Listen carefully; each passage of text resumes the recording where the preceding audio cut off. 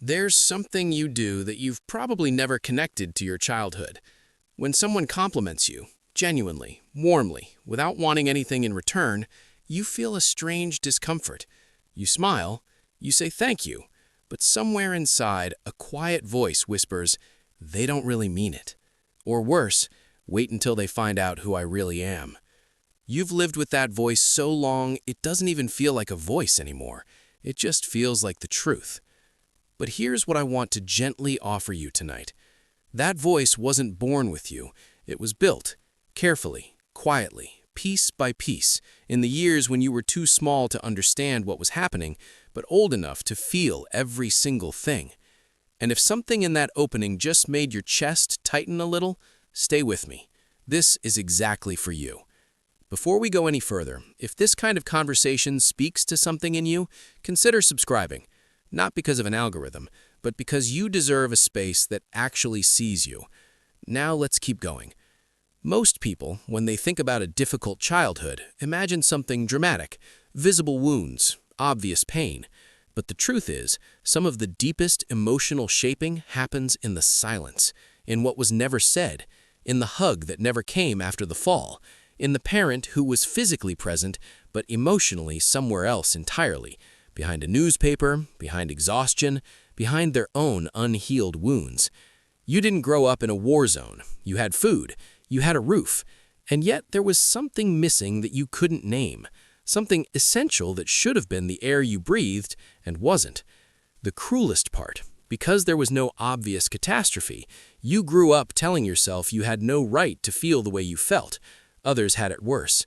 So you folded your pain into a very small square and tucked it somewhere deep inside, where it's been quietly shaping every relationship, every decision, and every moment of self-doubt ever since. Let me show you how. When a child reaches out, not just physically, but emotionally, and that reach is ignored, dismissed, or met with irritation, the child's brain does something remarkable. It doesn't conclude that the parent failed. It's not capable of that yet.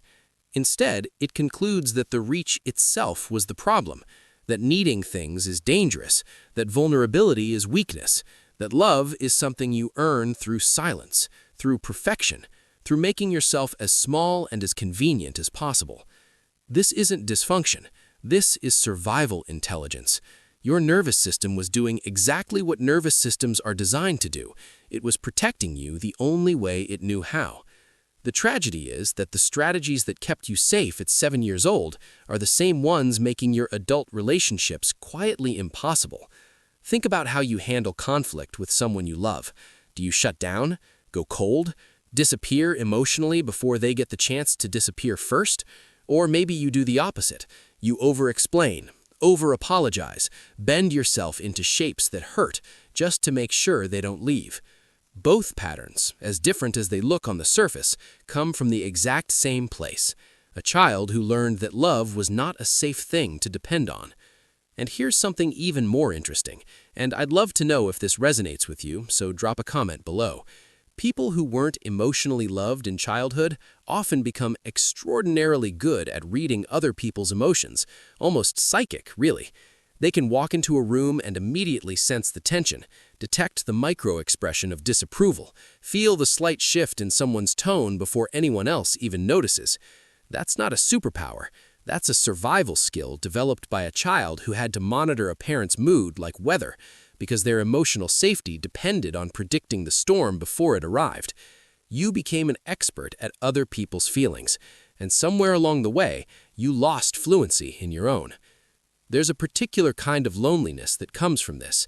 Not the loneliness of being alone. You might be surrounded by people who love you. It's the loneliness of not quite believing the love is real, of watching someone hold your hand and still feeling like there's glass between you and the warmth of it. Psychologists call this part of insecure attachment, but that clinical language doesn't capture what it actually feels like. What it feels like is, I am standing just outside of my own life, watching happiness happen to other people, wondering what they know that I don't. What they know, and what no one told you, is that love is not something you have to earn. It was never supposed to be a performance. If you know someone who needs to hear something like this tonight, a friend, a sibling, someone who carries quiet pain and wouldn't even know why. Share this video with them. Sometimes the most powerful thing we can do for someone is simply say, "Here, I thought of you." Now, something that doesn't get talked about enough. When children don't receive consistent emotional love, they don't just develop emotional patterns, they develop a very specific relationship with themselves. They become their own harshest critics, not out of masochism, but because criticism feels safer than hope. If you never expect warmth, you can never be devastated when it doesn't come. The internal critic is actually a protection mechanism wearing a very unkind mask. You may have spent years calling yourself lazy, broken, too much, not enough, and believing those thoughts were insight. They weren't. They were echoes, old voices that got internalized so early they started sounding like your own. Your brain literally wired itself around the emotional environment of your childhood. Neuroscience now confirms what trauma therapists have known for decades.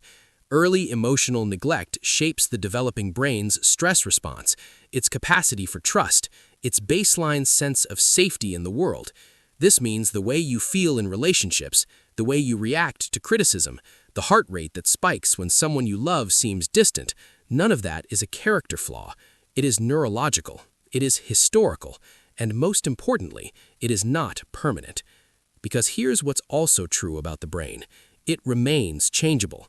Not easily, not overnight, not with tenderness and patience, but changeable. Every time you notice the pattern, you create a tiny gap between stimulus and response. Every time you choose to soften toward yourself instead of attacking yourself, you are literally rewiring. Every moment of genuine connection with a friend, a therapist, even a video at 2 in the morning plants something new in the soil of you. The child who learned to survive without love became someone who is extraordinarily resilient, deeply perceptive, quietly creative, and capable of an empathy that most people will never access. Those things are real. Those things came from the fire, and they belong to you. But you don't have to keep living in survival mode. The emergency that shaped you is over. You made it out, and slowly, you are allowed to put down the armor. You are allowed to believe that the warmth reaching toward you is real. You are allowed to need things. You are allowed to stop performing and simply be, imperfect, uncertain, human, and still be worthy of love.